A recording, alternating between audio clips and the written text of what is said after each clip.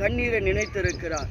அதனால தான் தேவன் சொல்லுகிறார், நான் உங்களை நினைச்சிருக்கிறேன், நிச்சயமா நான் உங்களை ஆசீர்வதிப்பேன்.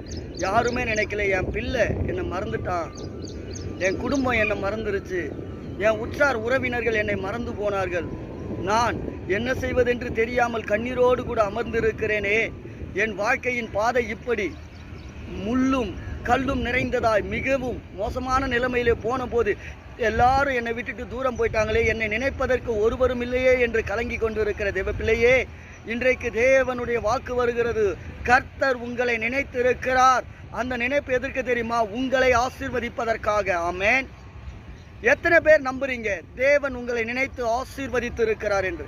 இந்த காலை வேளையில யார் உங்களை நினைக்காம போனாலும் அதை பற்றி நீங்கள் கவலையே படக்கூடாது. வானத்தையும் பூமியையும் படைத்த தேவன் அவர் உங்களை நினைத்திருக்கிறார். உங்கள் சிறுமையை நினைத்திருக்கிறார். உங்கள் கண்ணீரை கண்டிருக்கிறார்.